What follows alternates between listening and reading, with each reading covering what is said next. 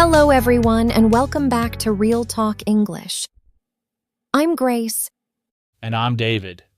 So glad to be here with you today. David, what do we have for our listeners today? Something we all do every single day. Every morning, every evening, every moment, really. Our daily routine. That's right.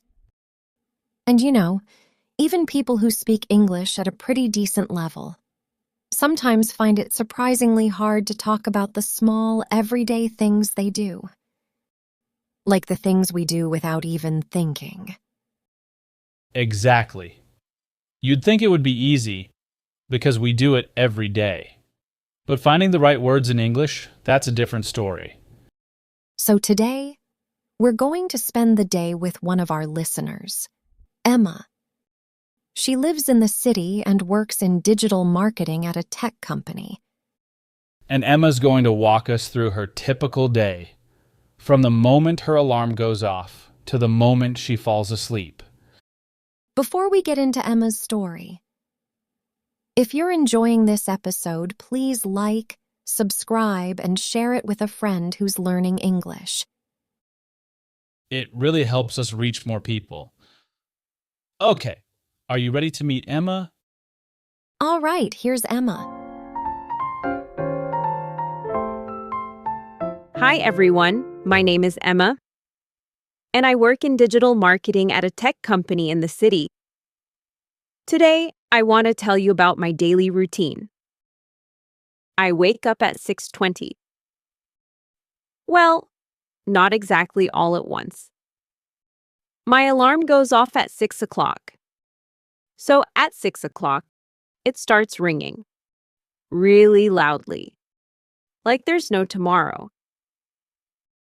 And yet somehow, I still hit the snooze button, so the alarm stops. And then 9 minutes later, it goes off again. And I hit snooze again. I know. The thing is, I set 3 alarms the night before. 6 o'clock, 6:10, and 6:20. So even with all the snoozing, I actually end up getting up around 6:20.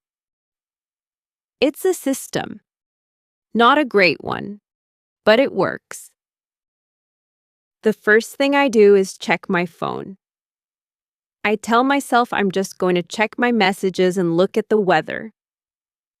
But then I open Instagram, and before I know it, 20 minutes have gone by. Just like that. Then I head to the bathroom. I wash my face, brush my teeth, and jump in the shower. A cold shower would probably wake me up faster, but I'm not quite there yet. I'll stick with warm for now. After my shower, I do a quick skincare routine, just the basics. Toner, moisturizer, and sunscreen is probably the one I care about the most. Even indoors, your skin can still age without it. So, if I want to slow down aging, skipping sunscreen is not an option. I don't wear heavy makeup. I put on some light makeup before I leave.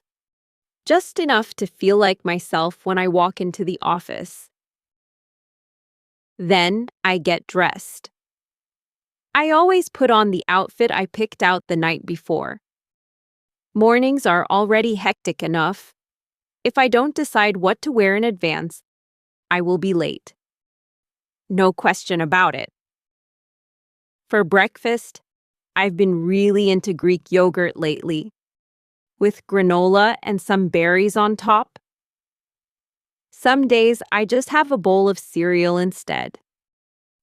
Quick, healthy, no cooking required. On days when I'm really running late, I just grab a banana and eat it on the way out. I leave the house around 7:30. I take the subway to work, about 35 minutes door to door. I use that time to listen to a podcast or a playlist I've been working on. Sometimes I just zone out. and watch the city go by through the window. It sounds boring, but honestly, it's one of the quieter moments of my day. On days when the weather is nice and I have a little extra time, I walk part of the way. It helps me clear my head before the workday starts. Before I go into the office, I always stop at the coffee shop downstairs and grab an Americano. I've been doing it for so long that it feels like part of the commute now. Honestly, I don't think I could start my workday without that cup in my hand. Each morning, the first sip of coffee feels like the moment my brain finally wakes up. I get to my desk around 8:20. I say hi to a few people, settle in, and get ready before things get busy. At 9 o'clock, our team has a quick stand-up meeting. We go around and share what we're working on and flag anything urgent. It's short, usually under 20 minutes, but it helps everyone stay on the same page. After the meeting, I focus on my main tasks for the morning. In marketing, that means writing copy, reviewing campaigns, putting together decks for client presentations, that kind of thing. I try to do the hardest, most creative work in the morning when my brain is fresh. I usually put my headphones on, and that's my signal to everyone that I'm in focus mode. Don't disturb me unless it's important. Around noon, I take a lunch break. Some days I go out with colleagues. I love eating good food. And since breakfast is usually pretty light, lunch is when I really look forward to a proper meal. I feel like I know every good spot near the office at this point. But when work gets really busy, I don't always have that luxury. I just pick up a sandwich from a place close by and eat at my desk. Not ideal, but it gets the job done. After eating, I try to step away from my desk even just for 10 or 15 minutes. A short walk outside makes a huge difference. It resets my brain and I come back feeling a lot more focused. The afternoon is usually busier with meetings, client calls, strategy sessions, check-ins with the design team. I try to batch my meetings in the afternoon so my mornings stay free for deep work. Around 5 o'clock, I start wrapping up. I go through my to-do list, check off what I finished, and write down what needs to happen tomorrow. It's a small thing, but it helps me leave work at work instead of carrying it home in my head. I aim to leave the office by 6 o'clock. I get home around 6:40. Some evenings I go straight to a Pilates class or yoga session nearby before I even sit down. I'm not the type to go to a big gym. I prefer smaller, more focused classes. But on tired days, I skip it, and I don't feel guilty about that anymore. After that, I jump in the shower. It's how I wash off the day, literally and mentally. Then I change into something comfortable and start thinking about dinner. On days when I skip the class or have a little more time, I cook dinner. Cooking is actually one of my hobbies.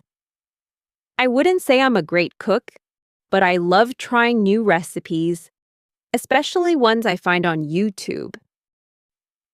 If something looks interesting, I'll give it a shot. Sometimes it turns out great. Sometimes not so much. But that's part of the fun. On busier nights, I keep it simple. Pasta, stir fry, or whatever's easy. After dinner, I relax. I watch something on Netflix or read. I've been trying to read more instead of just scrolling, which is easier said than done. I also try not to check work emails after 7. That boundary took a while to set, but it's been really worth it. Before bed, I do my evening skincare. a few more steps than the morning routine. Then I brushed my teeth and set my alarms. All three of them. I used to read before bed, but lately I find myself watching YouTube or vlogs instead. I tell myself just one video, and then somehow an hour disappears. I usually go to sleep around 11. And just like that, another day done.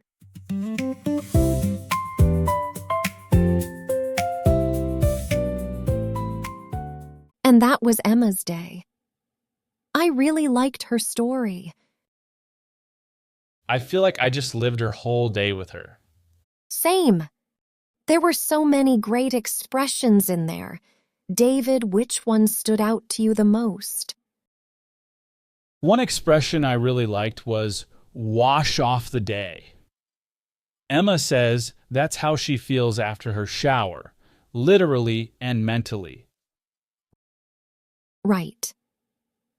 Wash off the day means to let go of all the stress and tiredness from the day. Like you're physically washing it away. It's such a vivid way to put it. And honestly, very relatable. What else caught your attention? Before I know it, 20 minutes have gone by. That one is so relatable. Oh, absolutely. Before I know it means something happened so fast you didn't even realize it. Time just slipped away. Which is basically what happens every time I open my phone. Same here.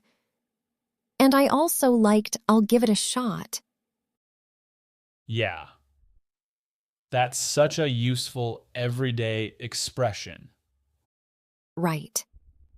Give it a shot simply means to try something even if you're not completely sure how it'll turn out. Which honestly is a pretty good mindset for life. And for learning English, too. Exactly. All right, everyone. Which part of Emma's day did you relate to the most? Let us know in the comments. And which expression are you going to start using? If you enjoyed today's episode, please like, subscribe, and hit the bell so you don't miss a new episode. We'll see you next time on Real Talk English with Grace. Bye, everyone. Bye for now. Keep practicing.